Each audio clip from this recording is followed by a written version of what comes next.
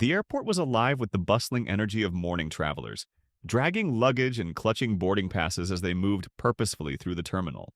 Among the crowd stood a small boy, barely 6 years old, dressed in a perfectly pressed navy blue suit that looked almost too professional for someone his age. His shoes gleamed with a shine so perfect that they mirrored the bright airport lights. A small golden wing badge gleamed proudly on his chest, pinned to his lapel with utmost care. His name was Tiago Williams, and even at such a tender age, he carried himself with a quiet dignity that made him stand out. A striking combination of excitement and pride lit up his big brown eyes as he clutched his backpack with small, firm hands. The badge on his chest was no ordinary trinket. It was a replica of the official wing insignia his father wore on his own pilot's uniform. Captain Jonathan Williams, Tiago's father, had pinned it there himself that morning, kneeling down to make sure it sat perfectly straight. A few passers-by couldn't help but pause and smile at the sight of him, so small yet so impeccably dressed and composed. An elderly woman who passed by leaned over to whisper to her husband, "Look at that young gentleman. Isn't he just precious?" The husband nodded, chuckling softly. "Bet his father's some big shot. Kid's got the posture of a prince." Indeed. Tiago looked like royalty in his little suit, his dark skin contrasting beautifully against the crisp fabric.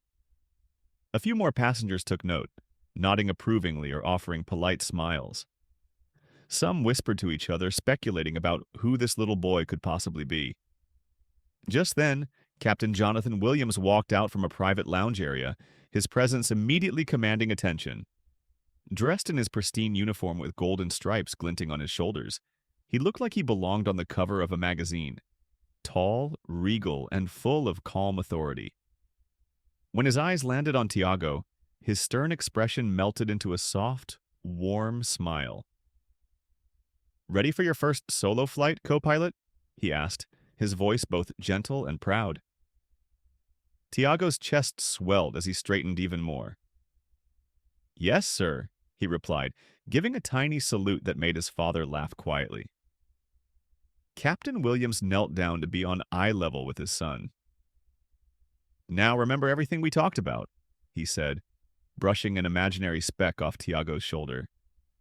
"You keep your head up, be polite to everyone, and don't be afraid to ask for help if you need it." "Yes, sir," Tiago echoed, nodding resolutely. Jonathan's eyes softened as he squeezed his son's shoulder. "And most importantly, don't let anyone make you feel small. You belong wherever you are. Understand?" Tiago nodded again, soaking in his father's words like a sponge. It was their little ritual, one last pep talk before each big adventure. Jonathan leaned in and kissed his son on the forehead, brushing a hand over the small wing badge. "Wear those wings proudly," Jonathan whispered. "You've earned them." As they walked toward the gate, people moved aside with quiet admiration, their eyes drawn to the pair. The father's commanding presence and the son's poised demeanor created an aura of respect that seemed almost tangible. At the gate, Jonathan knelt once more, holding his son by the shoulders. "All right, this is where we part ways," he said, his tone affectionate but firm. "I'll see you when we land. Remember, head up, be proud, and don't forget to enjoy the flight." "I will, Dad," Tiago replied, giving one final salute before his father walked toward the crew entrance, his tall frame disappearing around a corner. Left alone, Tiago took a deep breath and looked at the gate where passengers were starting to gather. He pulled his small backpack closer to his chest, glancing at his ticket to make sure he had everything in order. Just as he was about to step forward, a towering figure loomed into view. A man with short-cropped blonde hair and an expression as cold as steel. The name tag on his uniform read, Karen, a flight attendant. Karen barely glanced down as he addressed the small boy with a disinterested grunt. "You traveling alone, kid?" "Yes, sir," Tiago replied politely, holding out his boarding pass. "I'm headed to Seattle to see my aunt." Karen took the pass without a word, his lips pressed into a thin line as he scanned it. His eyes briefly flicked over the wing badge on Tiago's chest, and a sneer curled the corner of his mouth. "Who pinned that on you?" he asked, barely hiding his disdain. My dad, Tiago answered, his voice unwavering despite the man's tone. He's the captain of this flight. Karen looked down, raising an eyebrow as if the statement were absurd. Is that so? A captain, huh? He laughed humorlessly. Don't go making up stories, kid. Pilots don't have kids running around with badges. It's true, Tiago said quietly, his fingers brushing the badge protectively. Karen rolled his eyes and handed back the boarding pass with an unnecessary flick of his wrist that nearly caused Tiago to drop it. Just stay out of the way, he grumbled, turning to bark orders at a nearby ground staff member. Tiago hesitated for a moment, the sting of Karen's words settling into his chest like a heavy stone. But he remembered his father's advice and took a breath, lifting his chin with quiet determination. He wasn't about to let one rude flight attendant ruin his excitement. As boarding began, Tiago was among the first to step forward, just like his dad had arranged. He knew where his seat was, 4A, a perfect window view. But as he approached, Karen appeared again, blocking his path with a dismissive hand. Back rows for unaccompanied minors, Karen stated coldly, grabbing Tiago's shoulder and steering him roughly toward the rear of the plane. But my seat is in first class, Tiago tried to explain, his voice faltering slightly. Not anymore, Karen snapped, his grip tightening just enough to make Tiago wince. Kids don't sit in first class. You'll be in the back where you belong. Tiago bit his lip, holding back the urge to protest. He knew better than to argue with adults, especially ones who looked at him with that kind of disdain. Quietly, he allowed himself to be led to the cramped, noisy row near the lavatory, where Karen unceremoniously dropped his backpack onto the seat. Stay here, don't move. Don't make a mess, Karen instructed, his tone leaving no room for argument. Tiago managed a small nod, fighting to keep his composure. He didn't want to cry, especially not in front of a man like Karen. He looked down at his badge, using it as an anchor to steady himself. As the other passengers filtered in, a few noticed the small boy sitting alone by the restroom, his shoulders hunched slightly. An elderly man named Harold paused, glancing curiously at the child who seemed so out of place. Taking a seat nearby, Harold couldn't help but notice the way Tiago's small hands clutched his backpack like it was a lifeline. Karen swept down the aisle, offering polite greetings to the adults, but glaring icily at Tiago whenever he caught his eye. It didn't go unnoticed. Harold, ever observant, took mental notes of every glare and every rough movement. As the plane filled, Karen continued his routine, but the occasional side-eye toward Tiago spoke volumes. Even other passengers began to whisper, questioning why such a well-mannered little boy was sitting in the back. Tiago took a deep breath and tried to focus on the tiny window beside him, tracing the faint outlines of the tarmac outside. His mind wandered back to his father's encouraging words, repeating them like a mantra in his head. Keep your head up. You belong here. But as the plane prepared to take off, the sense of isolation grew heavier, pressing down on Tiago like a weight. He glanced at his badge once more, his father's voice whispering in his mind, reminding him to be strong. Little did Tiago know, this journey would test not just his courage, but the very fabric of his identity, challenging the unspoken boundaries of who deserved respect and who didn't. And as the engines roared to life, a storm was already brewing, not outside the aircraft, but within the very hearts and minds of those aboard. As the engines roared to life and the plane began to taxi toward the runway, Tiago felt a tight knot forming in his stomach. He wasn't sure if it was excitement or unease, maybe a bit of both. He could still feel Karen's cold grip on his shoulder, the man's dismissive tone ringing in his ears. Tiago took a deep breath and looked down at his badge again. He remembered his father's words, "You belong wherever you are." It gave him just enough comfort to hold his chin up, even as his small hands clenched tightly around the armrests. Across the aisle, Mr. Harold Lewis, the elderly man who had noticed Tiago earlier, gave him a reassuring nod. His kind eyes softened as he saw the little boy's determined but slightly trembling expression. A few rows ahead, Mrs. Linda Carmichael, a graceful woman with silver hair and a pearl necklace, glanced back, her sharp eyes immediately picking up on the tension surrounding the boy. Next to her, Charles Bradford, a businessman with a stern face but warm eyes, was also observing, silently noting Karen's unusual behavior. As the plane lifted off the ground, Tiago tried to focus on the view from the tiny, obstructed window, but the excitement of flying was dampened by the uncomfortable seat and the constant noise from the nearby lavatory. He wished he was up front, in the first-class seat his father had arranged. Instead, he was back here, isolated, as if he didn't belong. Just then, Karen came bustling down the aisle with the drink cart, plastering on a fake smile for the passengers.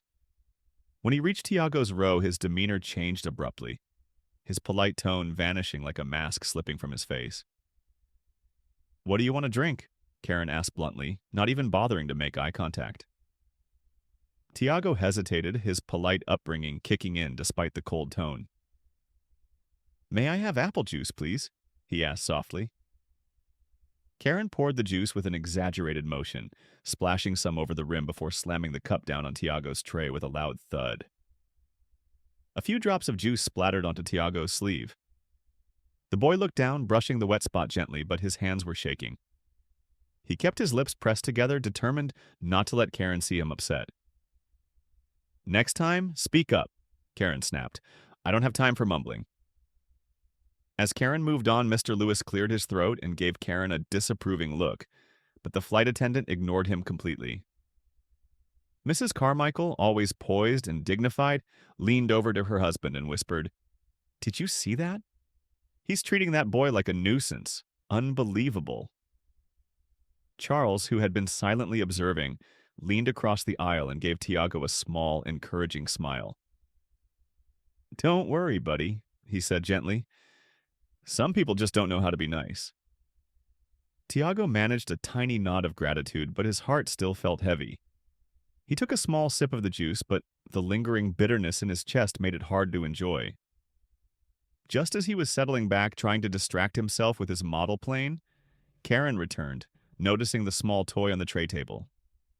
His eyes narrowed with irritation. "That's a safety hazard," he barked. "Put it away. We're not playing pretend here." Tiago's hands shook as he carefully put the plane back in his backpack, whispering, "Yes, sir." At that moment, Mrs. Carmichael had had enough. She straightened up in her seat, her elegant posture unwavering. "Excuse me," she called out sharply. "Is there a problem here?"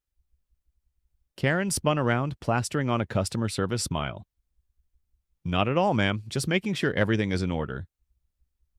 Mrs. Carmichael raised an eyebrow. "In order? I couldn't help but notice that your tone changes quite drastically when addressing that young man. Care to explain?" Karen's fake smile faltered. "I'm just following protocol, ma'am." Charles, not one to remain silent, joined in. "Protocol doesn't mean demeaning a child," he said pointedly, "especially one who's done nothing wrong." Karen bristled, his jaw tightening. "If you all have complaints, you're welcome to file them with the airline," he said curtly before pushing the cart forward. As he moved away, Mr. Lewis gave Tiago a reassuring pat on the shoulder. "Don't let him get to you, son. Some people just don't know how to be decent." Tiago gave him a small, grateful smile, but his spirits remained low. He didn't understand why Karen seemed to hate him so much. Was it just because he was a kid? Or was it something more? Something deeper that Tiago couldn't quite grasp? Meanwhile, in the galley, Karen muttered under his breath, frustration burning in his veins. How dare those passengers question his authority? Did they not understand that he was responsible for maintaining order? And that boy, acting like he was something special with his little wings and polished suit. Karen couldn't stand it. The idea of some privileged kid getting special treatment just because his father was a pilot. Back in the cabin, Tiago took out his sketchbook and began drawing airplanes, his favorite thing to do when he needed comfort. He traced the sleek lines carefully, focusing on the details to calm his nerves. Karen, however, wasn't done. Making another pass through the aisle, he noticed the sketchbook and frowned. "You can't be making a mess here," he snapped. Put that away before you get pencil shavings all over the place.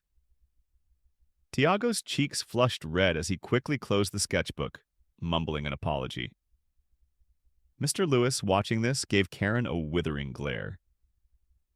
"Young man, I think you're being unnecessarily harsh," he said sternly.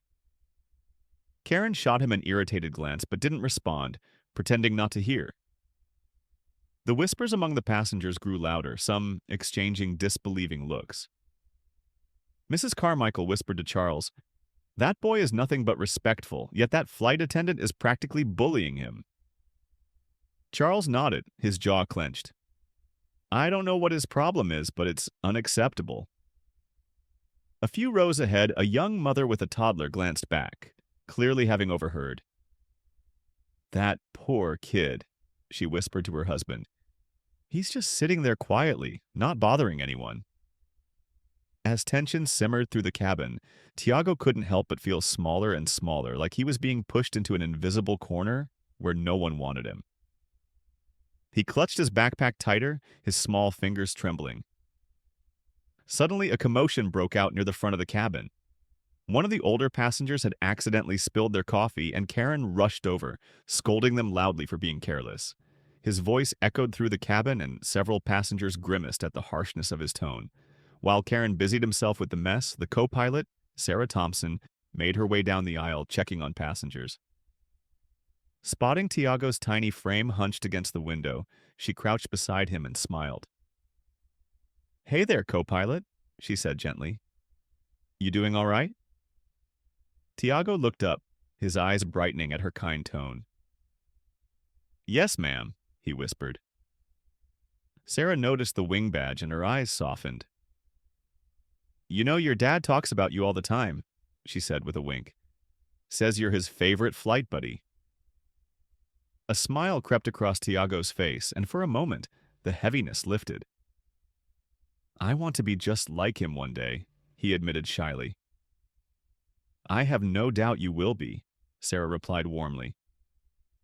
She gave him a reassuring pat on the shoulder before heading back to the cockpit, but not before shooting Karen a pointed look of warning as she passed him. Karen pretended not to notice, but his jaw clenched with irritation. Inside, resentment burned brighter. How dare everyone rally around that boy as if he were some kind of hero? He couldn't help but feel a twisted satisfaction at putting the kid in his place. In his mind, the world wasn't meant to bend for a kid like that, no matter whose son he was. What Karen didn't realize, though, was that his every word and action was being noted. Not just by Tiago, but by a growing circle of passengers who were fed up with his attitude. The storm brewing in the cabin was about to reach its breaking point, and when it did, the consequences would be far beyond anything Karen could have anticipated. The hum of the engines filled the cabin with a steady vibration, but tension buzzed in the air like a live wire. Karen straightened his tie, forcing himself to ignore the whispers that had started spreading through the rows. His mind was racing with irritation. Who did these people think they were, questioning his authority?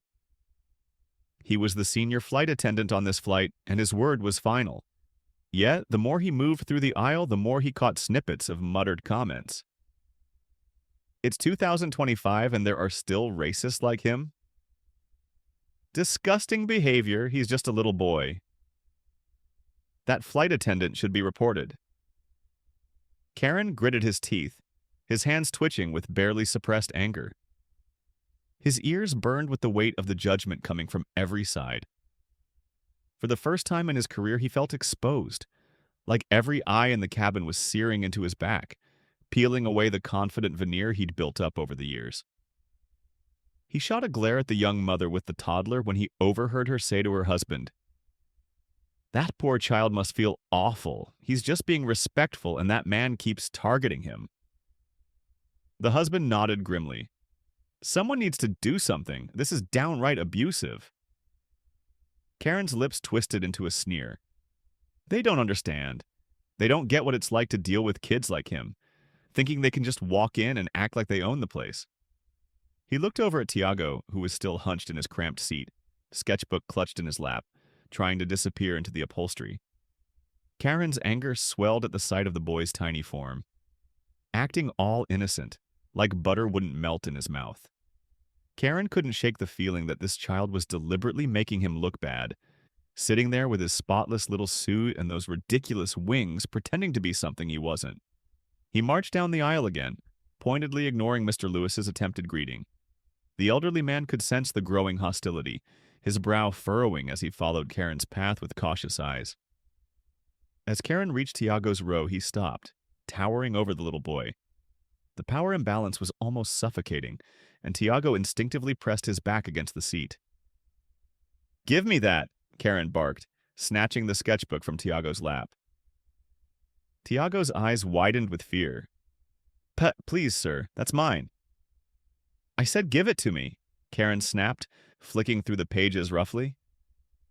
The pencil drawings of airplanes, each one more detailed than the last, caught his eye.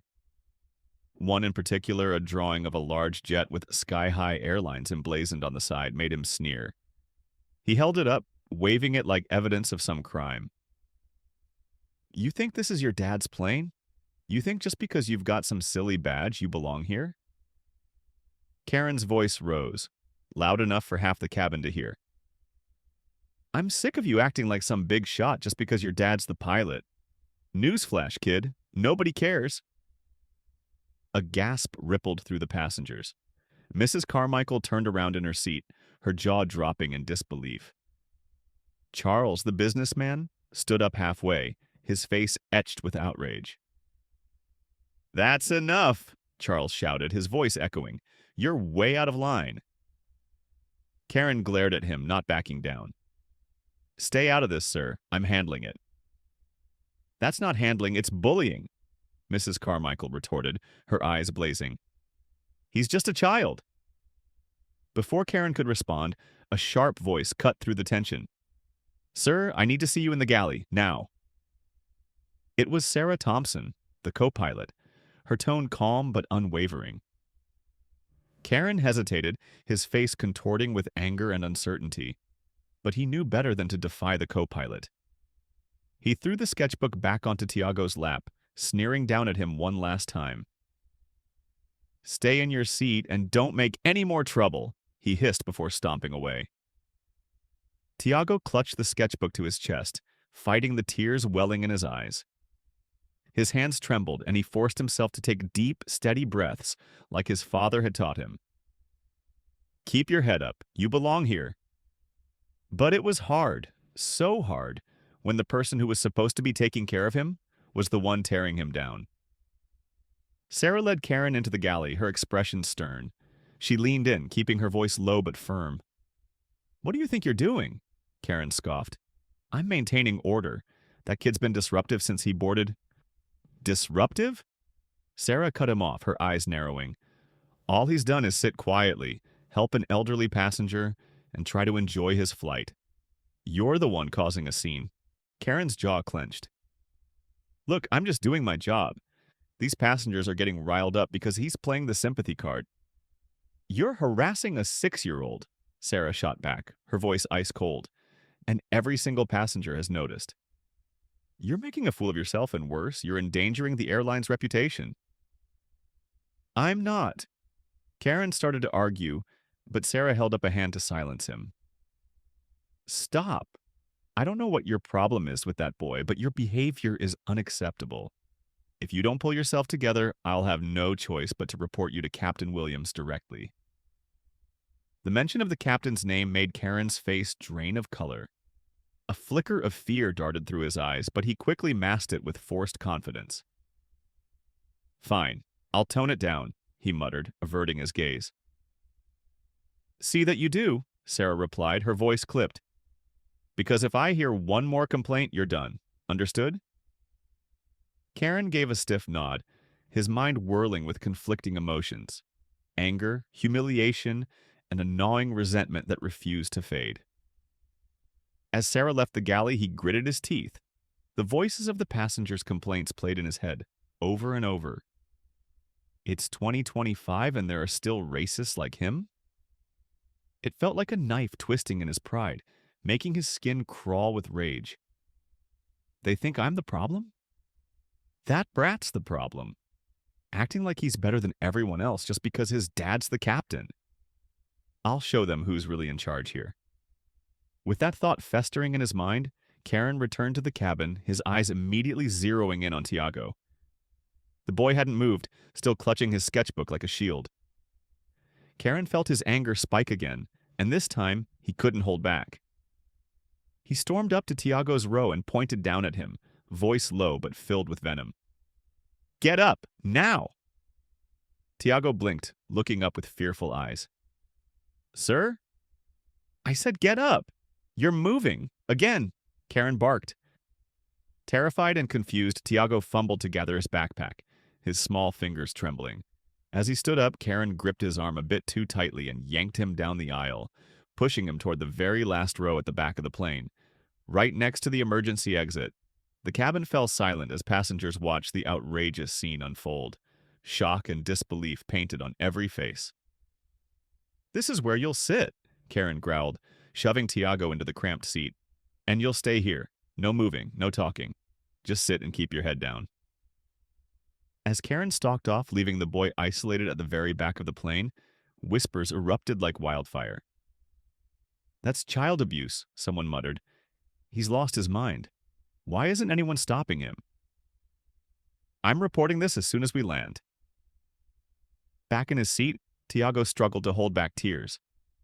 His father's words echoed in his mind. "Don't let anyone make you feel small." But how could he not? He felt like he had been pushed to the edge of the world, forgotten and discarded, just because of the color of his skin. Suddenly, Mrs. Carmichael couldn't take it anymore. She stood up, leaning over her seat to address the other passengers. "This has gone far enough. We cannot sit here and let that man abuse that child any longer. We have to do something." Charles stood up as well, his face steely with determination. "I'll get the co-pilot. We're not tolerating this." As he moved forward, Mr. Lewis turned around and addressed the other passengers. "I don't care what rules he claims to be following. That boy did nothing to deserve this. If anyone wants to join me in filing a formal complaint, we should do it together." The cabin filled with murmurs of agreement, hands raised in solidarity. One by one, passengers began forming a plan, gathering witness statements and deciding how to confront the airline about the blatant abuse. Just then, Sarah emerged from the cockpit, having overheard the commotion. She glanced at the back of the plane where Tiago sat hunched and defeated. Rage simmered just beneath her professional demeanor as she approached Karen, who was busy ignoring everyone, pretending to focus on his duties. She took a deep breath, ready to confront him directly, but before she could, one voice pierced the air, a voice laced with authority and quiet fury. "Mr. Karen, I need to have a word with you." Everyone froze as Captain Jonathan Williams stepped into the cabin, his presence like a bolt of electricity slicing through the tension. Karen turned slowly, his face blanching as he recognized the towering figure of authority before him. The passengers fell silent, their eyes locked onto the captain and the man who had crossed an unforgivable line. In that moment, everyone knew the reckoning had come. The cabin fell deathly silent as Captain Jonathan Williams stepped forward, his presence commanding every eye in the room. The golden stripes on his shoulders glinted under the cabin lights, a stark reminder of his authority. Karen froze in place, his hands twitching nervously as the captain's gaze bore into him like a laser. "Mr. Karen." Jonathan's voice was calm, but carried an unmistakable undertone of barely restrained anger. "I understand there's been a situation involving my son." Karen's face paled. He hadn't expected the captain to be informed so soon, but the presence of the co-pilot, Sarah Thompson, right behind Jonathan, told him everything he needed to know. His mind scrambled for an explanation, a justification, but his mouth was suddenly dry. With his usual self-assured demeanor shattered, Karen attempted to muster a fake smile. "Captain Williams, sir, I was just handling a situation with the unaccompanied minor. There was some disorderly conduct." Jonathan's eyes narrowed, cutting through the pathetic attempt at justification. "Disorderly conduct?" he repeated, his voice low and dangerous. From a 6-year-old boy who's been nothing but polite since the moment he stepped on board? Karen's mouth opened and closed like a fish gasping for air. Sir, it's standard procedure. What standard procedure? Jonathan interrupted, his tone sharpening. Is it standard procedure to humiliate a child, to yank him out of his assigned first-class seat and relegate him to the back row by the lavatory?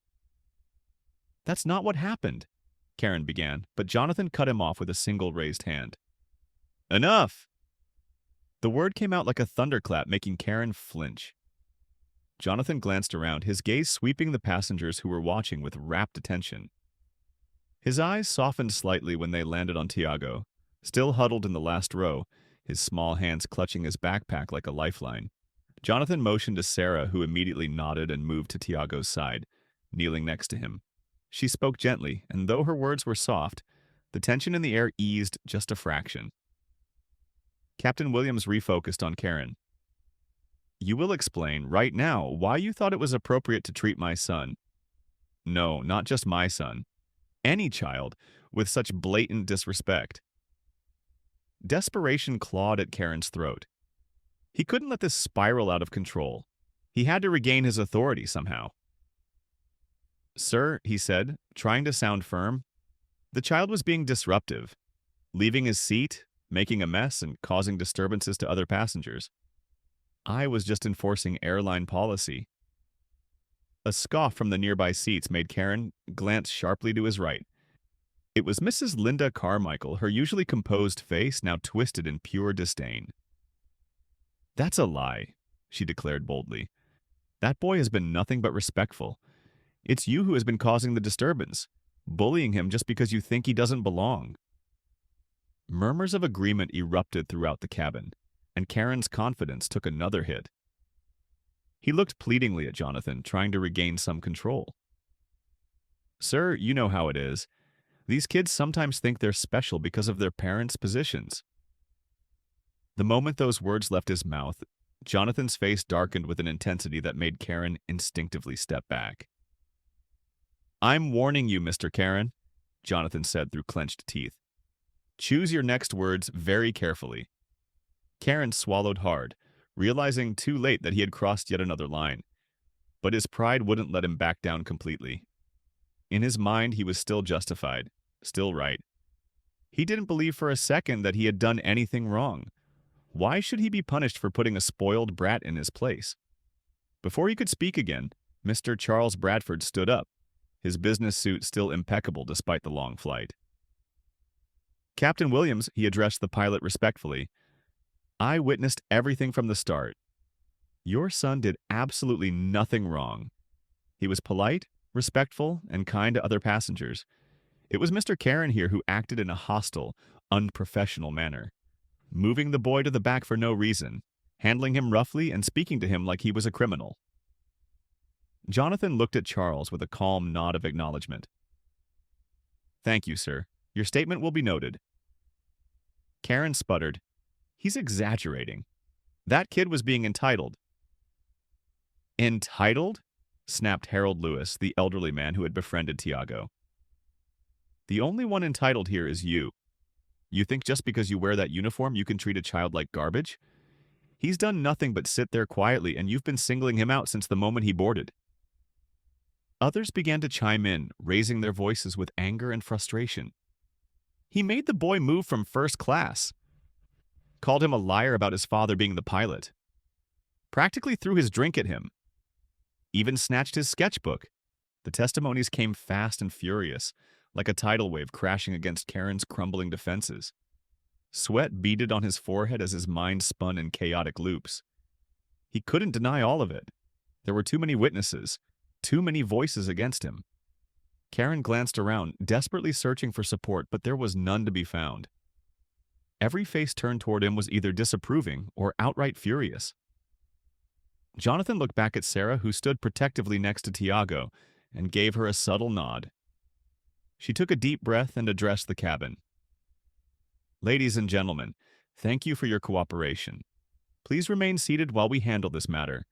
Your safety and comfort are our top priorities. She turned to Jonathan and spoke softly. We have the testimonies and the evidence. What are your orders, Captain? Jonathan paused, his eyes flickering to his son, who was still shaken but managing to hold his composure. He walked down the aisle and knelt beside Tiago, his expression softening. Son, he said gently, resting a hand on the boy's shoulder. Are you okay? Tiago hesitated, not wanting to seem weak, but his father's reassuring presence finally broke through his guard, and he nodded slowly. Yes, sir, he whispered. I didn't mean to cause trouble. Jonathan's heart ached at the vulnerability in his son's voice. You didn't cause any trouble, Tiago. You've done nothing wrong. He kissed his son's forehead, pride mingling with his anger at what had been done to him. Then he stood up and turned to Karen, his face transforming from gentle father to unyielding commander. You're relieved of duty for the remainder of this flight, he said coldly. Go to the crew rest area and stay there until we land. I will personally ensure that your actions are reviewed by the disciplinary board. Karen's mouth fell open. Sir, you can't... Don't test me, Jonathan warned, his voice dropping to a deadly whisper. Your insubordination and your blatant mistreatment of my son, of any passenger, is beyond unacceptable. Now get out of my sight. Shame flooded Karen's face, but his pride wouldn't let him back down quietly. He squared his shoulders, muttering under his breath as he pushed past Sarah and made his way to the crew rest area at the back of the plane. As he left, the cabin seemed to collectively exhale, relief washing over everyone. Passengers began clapping, and some even voiced their gratitude to Captain Williams. Mrs. Carmichael walked over to Tiago's seat, placing a gentle hand on his shoulder. You did wonderfully, young man, she said kindly. You kept your dignity through all of it. Your father must be very proud. Tiago looked up at her, a shy smile breaking through his earlier fear. Thank you, ma'am, he whispered. Jonathan smiled at the passengers, giving them a respectful nod. Thank you all for speaking up, he said sincerely. Your support for my son means the world to me. Charles stepped forward, shaking Jonathan's hand firmly. You raised him right, Captain. He handled himself with more grace than most adults would. Harold, still seated, gave a thumbs up and a smile. You've got a future pilot there, Captain Williams. A good one. Jonathan couldn't help but chuckle, the tension finally easing from his shoulders. He's got the spirit for it, that's for sure. As the plane continued on its path through the sky, the atmosphere in the cabin grew lighter. Passengers were visibly more relaxed, and Tiago even dared to take out his model plane again, carefully examining the sleek lines with a renewed sense of pride. Sarah gave Jonathan a quick update. I've alerted ground control to have security meet us when we land. Karen will be escorted off the plane and formally reported. There's no excuse for his behavior. Jonathan nodded. Thank you, Sarah. And thank you for watching over Tiago while I was in the cockpit. It was my pleasure, Captain, Sarah replied warmly. That boy's got more courage than half the adults I know. As the flight resumed its normal routine, Jonathan took a moment to sit beside his son. They looked out the window together, the clouds spreading out like vast oceans of white cotton. Dad? Tiago whispered. Yes, son. Did I do the right thing by not arguing with him? Jonathan smiled, ruffling Tiago's hair gently. You did the bravest thing you could do. You stayed respectful and strong. Sometimes silence speaks louder than shouting. Tiago glanced down at his wing badge, touching it lightly. I didn't want to embarrass you. Jonathan's heart swelled with pride. You could never embarrass me, Tiago. I'm proud of you. You kept your head up and didn't let him break your spirit. That's real strength. The plane continued to soar through the sky, and as the sun dipped lower on the horizon, casting golden light across the cabin, Tiago felt a new kind of strength welling up inside him. A strength forged through adversity and shaped by love and courage. He knew that no matter what happened, he belonged in the sky. Just like his father, the plane began its gradual descent, the clouds giving way to a sprawling cityscape bathed in the golden glow of late afternoon. Tiago could feel his heart racing with a mix of anticipation and relief. The journey had been turbulent, not from the flight itself, but from the storm that had raged within the cabin. He glanced at his model plane once more, tracing the sleek lines with his fingertip, feeling a renewed sense of pride. Across the aisle, Mr. Lewis gave him a reassuring nod and a warm smile, while Mrs. Carmichael adjusted her scarf, still clearly simmering with indignation over what had happened. Charles, meanwhile, was already on his phone, typing up a formal complaint draft that he intended to send as soon as they touched down. Tiago glanced at his father, who was speaking quietly with Sarah near the cockpit. Jonathan's expression was firm, but his shoulders had relaxed since confronting Karen. Tiago couldn't help but feel a deep sense of gratitude that his father had been there when he needed him most. Just then, a chime sounded through the cabin, and the captain's voice came over the intercom. This time, not Jonathan's, but Captain Reyes, the co-pilot who had been assisting in the cockpit while Jonathan addressed the situation. "Ladies and gentlemen, this is your co-pilot speaking. We are beginning our final approach into Seattle. Please make sure your seatbelts are fastened and your tray tables are secured. On behalf of the flight crew, I'd like to thank you for your understanding and cooperation during today's flight. We'll be on the ground shortly." Passengers glanced at one another, sharing silent looks of relief that the ordeal was nearly over. However, beneath that sense of closure lay a simmering sense of injustice. The whispers resumed, not in fear or hesitation this time, but in determination. People speaking about how they planned to report Karen's behavior to the airline. As the plane made its descent, Karen remained hidden in the crew rest area, no doubt stewing in his own resentment and humiliation. He couldn't accept that he had been made the villain, that everyone had turned against him. In his mind, he had been enforcing rules, maintaining order, and yet, somehow, he was the one being punished. Anger and pride twisted together like barbed wire in his chest. As the wheels touched down smoothly and the plane taxied to the gate, passengers began to gather their belongings, eager to disembark and put the ordeal behind them. Tiago tucked his model plane securely into his backpack, his small hand still trembling slightly from the residual adrenaline. Once the plane came to a complete stop and the seatbelt sign was switched off, Jonathan approached Tiago and knelt to his eye level. "You okay, buddy?" he asked softly. Tiago nodded, though his eyes betrayed a hint of lingering sadness. "Yes, sir, I'm fine." Jonathan gently squeezed his son's shoulder. "You did well, Tiago. You made me proud today." A small smile crept onto Tiago's face, and he nodded resolutely. Jonathan gave him a quick hug before standing to address the passengers. "Ladies and gentlemen," he announced, his voice carrying authority and respect. "Thank you for your patience and understanding today. Your willingness to stand up for what's right did not go unnoticed. Rest assured that appropriate actions will be taken regarding the conduct of our flight attendant, and your voices will be heard. We value every passenger's experience and safety, and we will ensure that justice is served." Applause erupted throughout the cabin, and Jonathan gave a respectful nod before retreating to the cockpit to finish his duties. Sarah took over the exit procedures, thanking passengers as they began to disembark.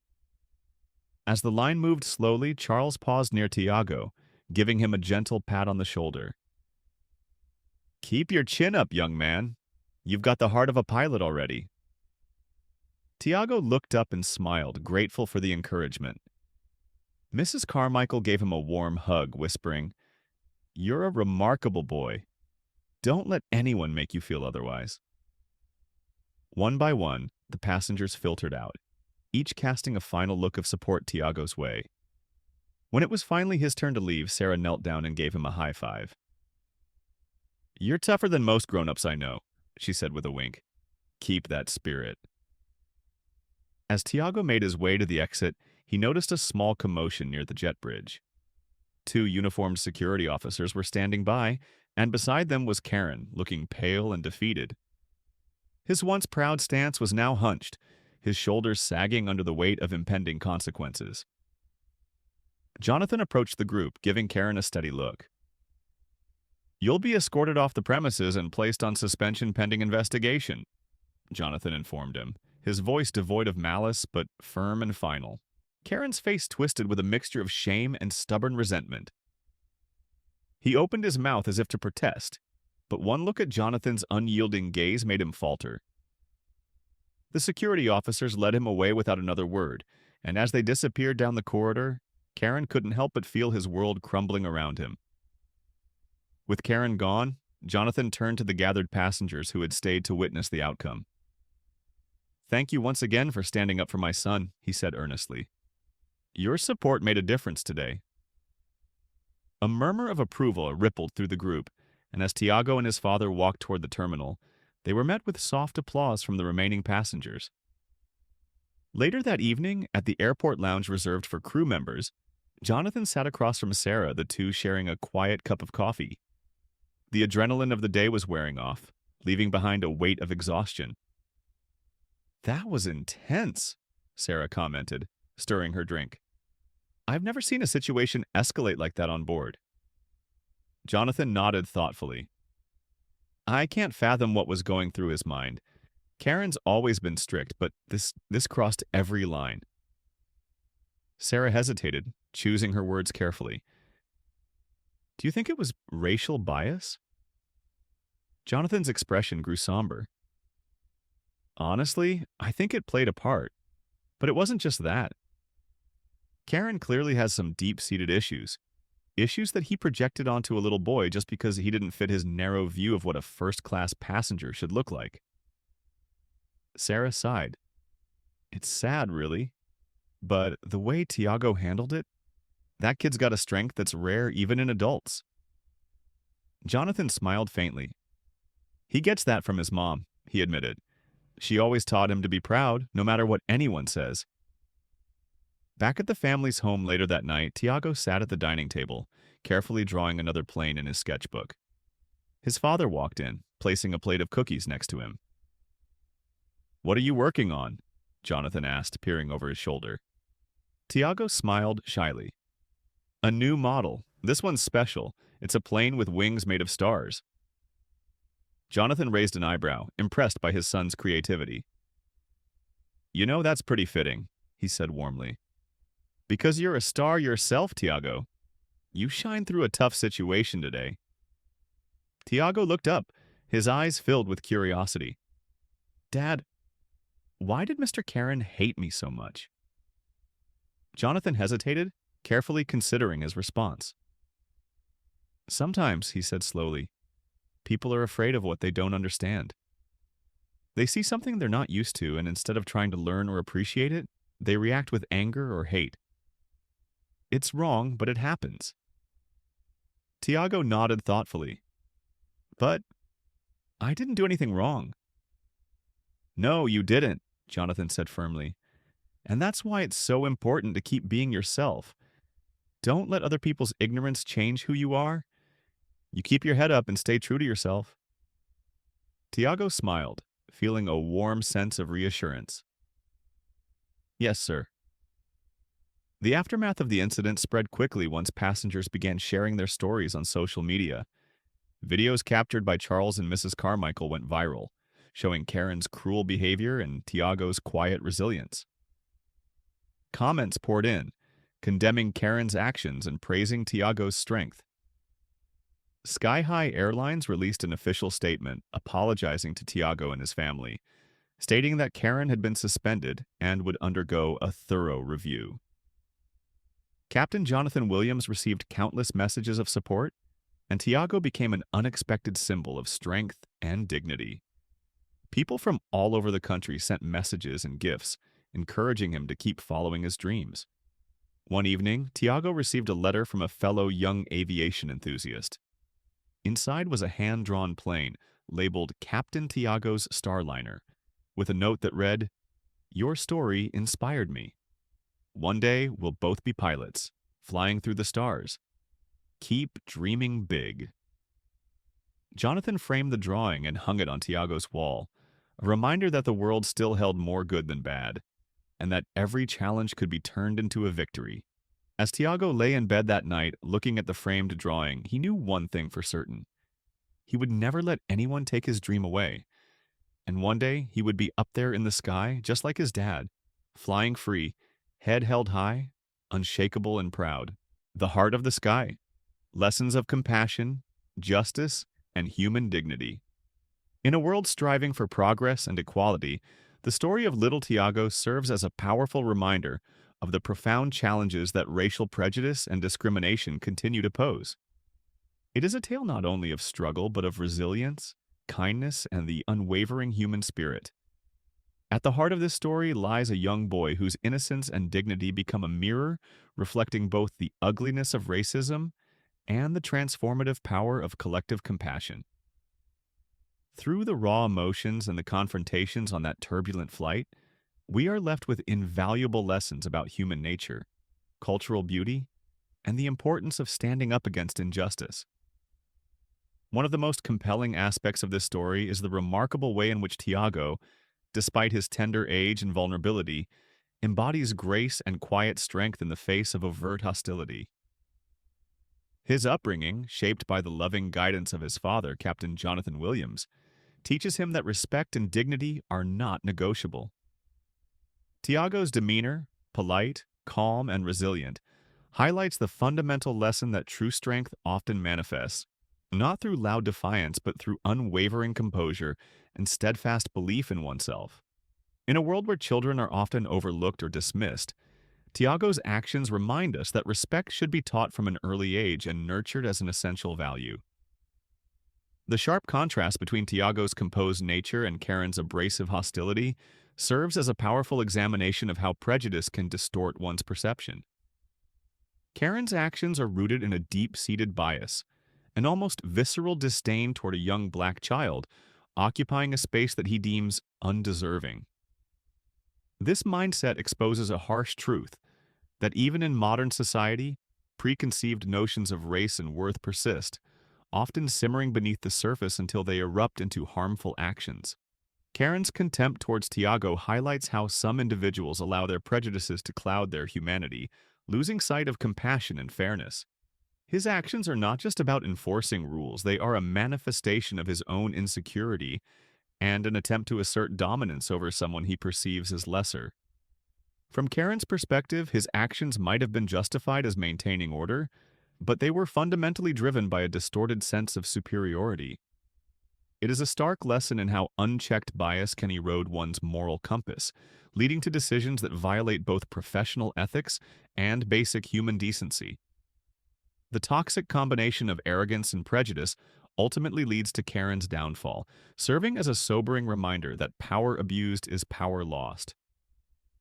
In our daily lives, it is essential to examine our biases, challenge our assumptions, and remain vigilant against the temptation to judge others solely based on appearance or background. The passengers' reactions throughout the ordeal are equally telling, portraying a mosaic of human responses to injustice. Initially hesitant and unsure, they soon rally around Tiago, moved by his quiet courage and Karen's relentless bullying. Their willingness to speak out despite their own discomfort serves as a vital lesson in collective responsibility. In a society where indifference often prevails, the passengers' solidarity exemplifies how ordinary people can make an extraordinary difference simply by refusing to stay silent. They could have remained passive, convincing themselves that it wasn't their place to interfere, but instead, they chose to stand together and demand accountability. This collective stance is a beautiful illustration of how empathy and moral courage can overcome fear and complacency. One of the most profound takeaways from this story is the realization that silence in the face of injustice is complicity. The passengers who raised their voices and documented the incident did not just protect Tiago, they sent a clear message that discrimination would not be tolerated. It challenges each of us to reflect on how we respond when we witness unfair treatment. Do we turn a blind eye or do we step up and confront wrongdoing? The story challenges us to cultivate not only personal integrity, but also social accountability, ensuring that our actions align with our principles even when it is inconvenient or uncomfortable. Furthermore, the story poignantly emphasizes the importance of leadership rooted in compassion and justice. Captain Jonathan Williams embodies the ideal of a leader who balances authority with empathy. His unwavering defense of his son, while maintaining professional decorum, serves as a model of how leadership should be exercised, not through intimidation or force, but through unwavering commitment to doing what is right. By confronting Karen without resorting to aggression, Jonathan demonstrates that strength lies in standing firm while preserving one's dignity. It is a powerful reminder that leadership is not about asserting dominance, but about uplifting and protecting those who are vulnerable. The story also highlights the transformative power of remorse and self-awareness. While Karen ultimately faces the consequences of his actions, the experience serves as an opportunity for reflection, not just for him, but for everyone involved. It is crucial to recognize that while holding people accountable is necessary, allowing room for growth and change is equally important. The resolution of the story underscores the value of restorative justice, seeking not only to punish but to educate and transform harmful attitudes into awareness and respect. At a deeper level, Tiago's journey on that flight is a microcosm of the broader struggles faced by people of color in society. It exposes how racism, though sometimes subtle, can manifest in overt hostility when left unchecked. Yet, it also reaffirms that resilience and integrity can dismantle prejudice piece by piece.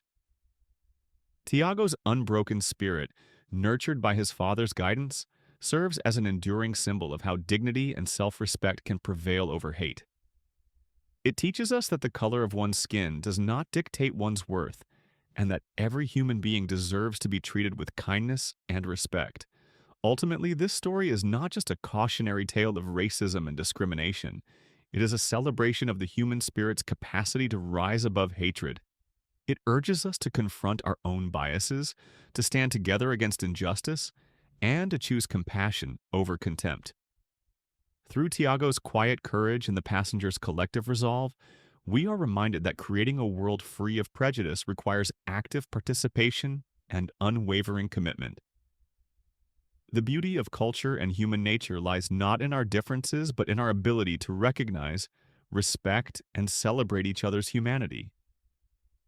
As we reflect on this story, let us commit to building a society where every child, regardless of race or background, can dream fearlessly and grow up feeling valued and safe.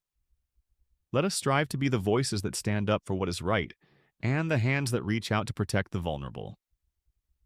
Through empathy, unity, and determination, we can shape a future where dignity is not just an ideal but a lived reality for all.